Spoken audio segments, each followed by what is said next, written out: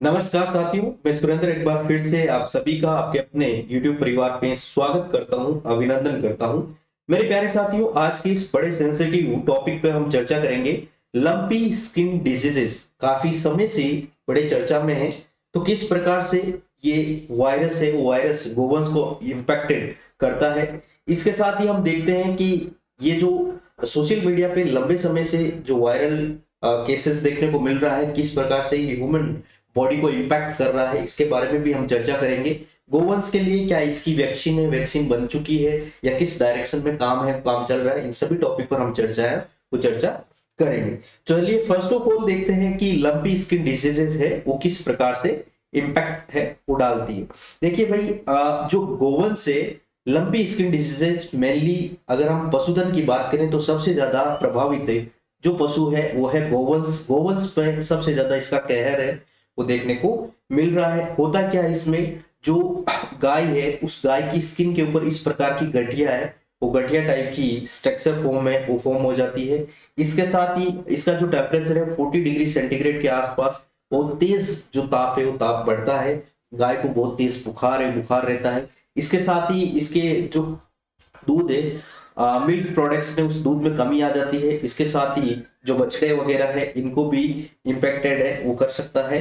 इसके साथ ही देखिएगा इनके आंखों में लगातार जो पानी है वो पानी गिरता रहता है। और इस प्रकार की ये जो डिजीज है लगातार चलते चलते अंत में गोवंश से उसकी मृत्यु तक है वो हो सकती है। तो इस प्रकार से प्रभावित करती है। चलिए अब देखते हैं कि ये बीमारी है उसका ओरिजिनेट कहाँ से हुआ, किस प्रकार से ये बीमारी आई है। देखिएगा ये स्क्रीन पे जिस प्रकार की आपको इमेजेस दिखाई दे रही है, ये अलग अलग प्रकार की जो स्ट्रक्चर है या फिर अलग अलग प्रकार की जो गठिया किस प्रकार से पशु के शरीर में बनती है और किस प्रकार से पशु को पूरी तरह से प्रभावित करती है और अंत में मृत्यु के द्वार पे डाल देती है। तो देखिए सबसे पहले देखिएगा मित्रों, ये जो बीमारी है 1929 के आसपास सबसे पहले है वो जामिया नामक एक देश है जो अफ्रीकन कॉन्टिनेंट के दक्षिणी भाग का एक देश है। इसमें 1929 में ये जो बीमारी वो देखने को मिली थी। इसके बाद में धीरे धीरे जाम्बिया से ये बीमारी है उत्तरी अफ्रीकन भाग की ओर देखने को मिली है, जो 1957-58 के आसपास केन्या और उसके बाद में उत्तरी जो अफ्रीकन पार्ट है उस सभी उत्तरी अफ्रीकन भागों में ये बीमारी धीरे धीरे फैलने लगी थी। इसके बाद में ये 1990 के आसपास जो इजराइल है, इस इजराइल में ये बीमारी देखने को मिली है। फिर धीरे धीरे ये बीमारी है 2012 से लेकर 2015-16 के आसपास रसिया या उत्तरी जो हमारा एशियन कॉन्टिनेंट है इसके अंदर फैलने लगी थी। जो हमारा भारतीय उपमहाद्वीप वाला जो क्षेत्र है, इस भारतीय उपमहाद्वीप वाले क्षेत्र में बांग्लादेश, चाइना, अफगानिस्तान, इंडिया, पाकिस्तान, इन सभी देशों में लगभग 2019 से 2020 में धीरे धीरे इससे संबंधित केसेस है वो केसेस देखने को मिले हैं। भारत में सबसे पहले इसका केस है वो उड़ीसा के अंदर रिकॉर्ड किया गया है। तो इस प्रकार से ये धीरे धीरे इसके जो केसेस है संपूर्ण भारत में फैलने लगे और वर्तमान में लगभग 15 से जो 20 भारत की स्टेट है, राज्य, उनके अंदर इसके जो मामले वो देखे गए हैं।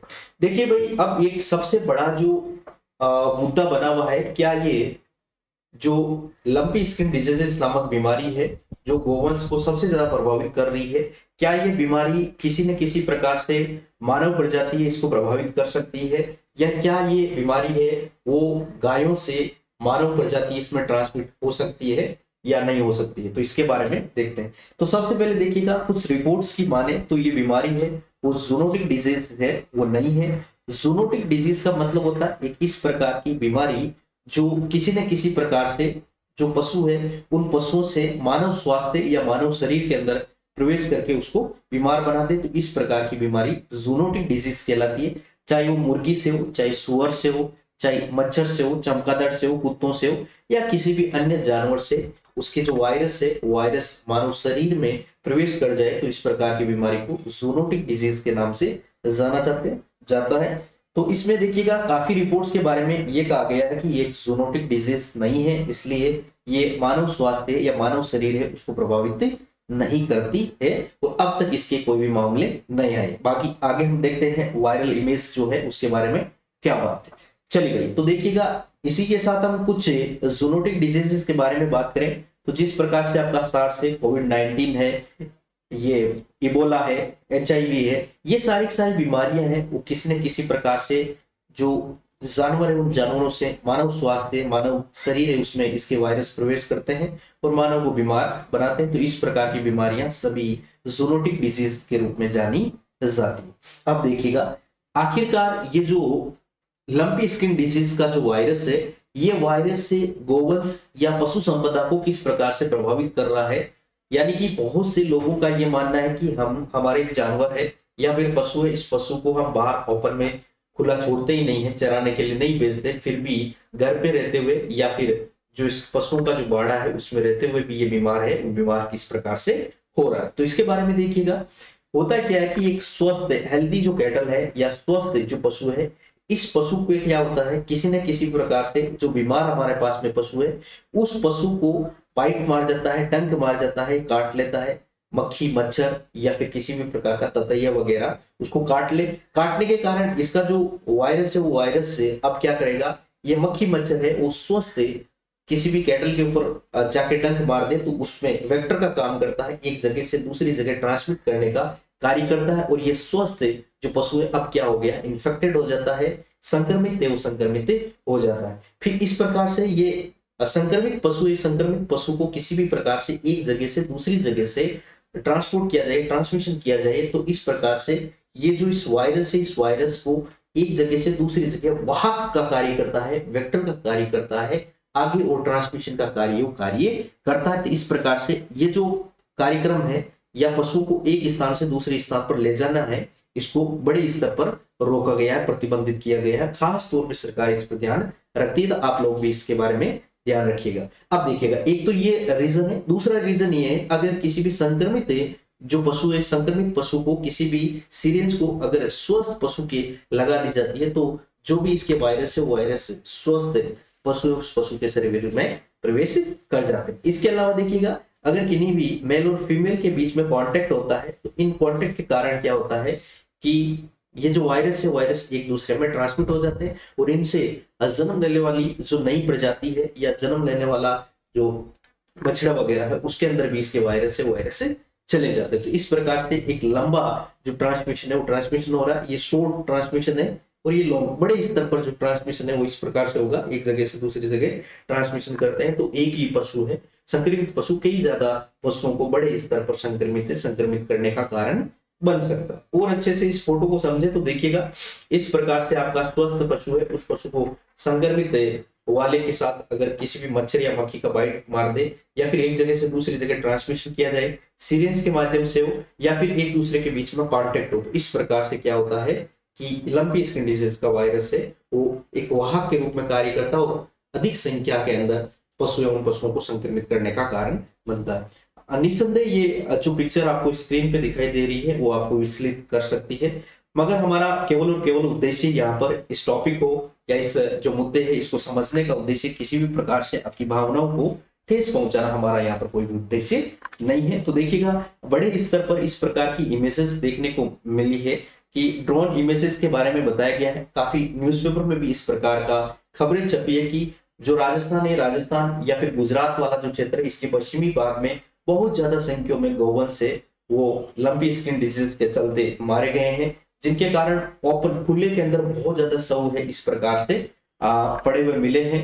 तो इसमें देखिएगा इस प्रकार से ये गौवंश बड़ी संख्या में प्रभावित हो रही है।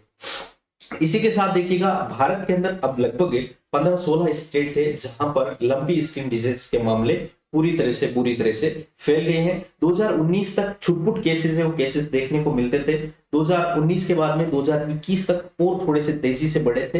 हालांकि 2022 के आते आते ये केसेस है वो लगातार बहुत तीव्र गति से इसके केसेस है वो बढ़ने को मिले हैं। अब देखिएगा इस इमेज में आप देख सकते हो, चाहे जम्मू कश्मीर की बात हो, पंजाब की बात हो, महाराष्ट्र की बात हो या फिर दूसरे स्टेट की बात हो, राजस्थान की बात हो, सभी स्टेट में लगभग इसके केसेस है वो केसेस तीव्र गति से देखने को मिले हैं। और इस प्रकार से देखिएगा इन केसेस के कारण या लंपी स्किन डिजीज के कारण क्या प्रभाव पड़ रहा है। बेसिकली जो हमारा मिल्क प्रोडक्शन है उसके अंदर 20 से 30% की कमी है, वो कमी रिकॉर्ड की गई है।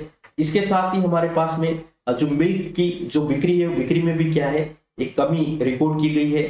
मिल्क के अंदर है वो लगातार गिरावट देखने को मिल रही है। चलिए आगे देखिएगा। ये देखिएगा सबसे ज्यादा राजस्थान के अंदर कैटल है उसकी मौत के आंकड़े देखने को मिले हैं। ये हमारे जून के आंकड़े हैं। जून के आंकड़े की हम बात करें तो लगभग 64,000 गोवंश से वो केवल और केवल राजस्थान में लंपी स्किन डिजीज के चलते इनकी डेथ हुई है। उसके बाद में पंजाब है, गुजरात है, हिमाचल प्रदेश है, हरियाणा है, इन सभी राज्यों में लगातार जो लंपी स्किन डिजीज के चलते अलग अलग संख्या में कैटल्स है, उन कैटल्स की मौत हुई है। चलिए इसी के साथ हमारी जो सबसे ज्यादा वायरल इमेजेस चल रही है सोशल मीडिया पे उसके बारे में भी चर्चा कर लेते हैं। तो देखिएगा ये इमेज है, वो इमेज है कुछ समय के पहले की अगर हम बात करें तो देखिएगा मई 2022 के आसपास ये केसेस देखने को मिला है। इसको सोशल मीडिया पर मंकी पॉक्स वायरस से संबंधित ग्रसित संक्रमित एक आदमी की फोटो के रूप में दिखाया गया है। जो वास्तविक रूप के अंदर जो फोटो है, फोटो लाहौर से संबंधित है और इस फोटो के अंदर यह बताया गया कि ये जो आदमी है, इस आदमी को ये वेल्गेरिस और हार्फिस नामक जो संक्रमण है, संक्रमण से ग्रसित है। और इसी फोटो को काफी जगह पर सोशल मीडिया पे इस प्रकार से झूठा वायरल अफवाह के रूप में वायरल किया गया है। कई जगह मंकी पॉक्स के रूप में दिखाया गया है, कई जगह इसको लंपी स्किन डिजीज के रूप में दिखाया गया है। तो मित्रों ज्यादा से ज्यादा इसके बारे में अवेयरनेस है वो लोगों को फैलाइएगा, लोगों को इसके बारे में समझाइएगा कि किसी प्रकार से ये एक जूनोटिक डिजीज नहीं है जिसके कारण ये जो पशु है इन पशुओं से आदमियों को संक्रमित है वो संक्रमित नहीं कर सकती है।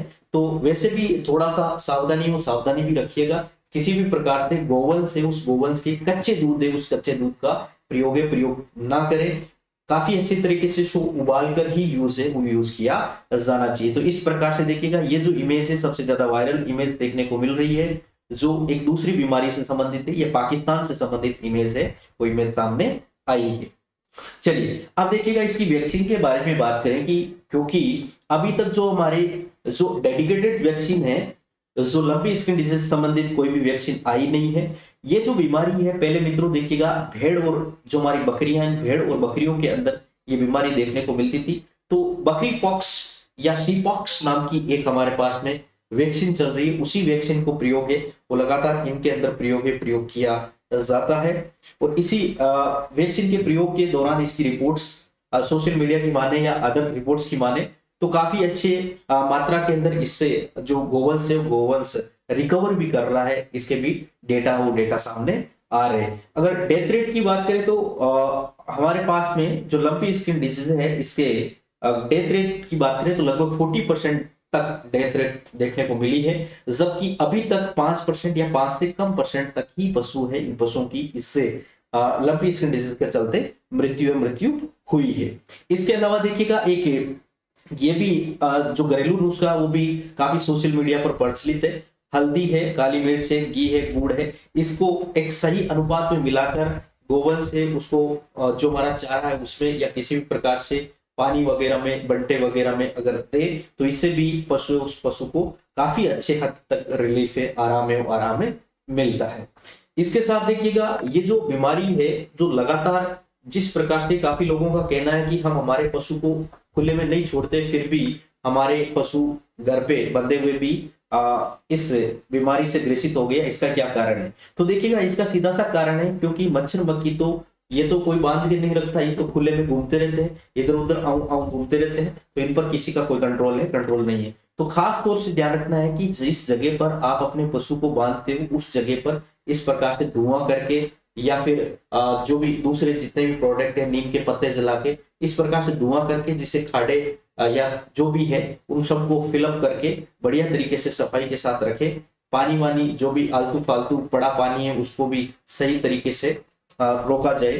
तो इस प्रकार से पशु को संक्रमित होने से बचाया जा सकता है। अगर यदि किसी भी क्षेत्र में संक्रमित पशु है उसकी मृत्यु हो जाए तो मृत्यु के बाद में उसको इस प्रकार से खुले में नहीं छोड़ना है। खुले में छोड़ने के कारण दूसरे जितने भी वेक्टर है उस वेक्टर का काम करने वाले मच्छर मक्खी वो ज्यादा पनपेंगे, जो अन्य पशु उस पशुओं की सीरीज को या श्रृंखला को लगातार बनाए रखेंगे और ज्यादा से ज्यादा जो ये बीमारी उस बीमारी को फैलने का कारण है वो कारण बनेंगे। इसके लिए देखिएगा गड्ढा खोद के आराम से उस पशु को दफना के इस प्रकार से व्यवस्थित रूप से इसको समाप्त किया जाना चाहिए ताकि अन्य पशुओं को बचाया जा सके। उम्मीद करता हूँ ये सेशन आपको बहुत ही अच्छा लगा होगा। इससे संबंधित अवेयरनेस से वो अपने साथियों के साथ, अपने पेरेंट्स के साथ और दूसरे स्टूडेंट के साथ भी शेयर कीजिएगा, ताकि उनको भी इस सेशन का ज्यादा से ज्यादा बेनिफिट है वो मिल सके। चलिए मित्रों, have a nice day to all of you. Thank you so much.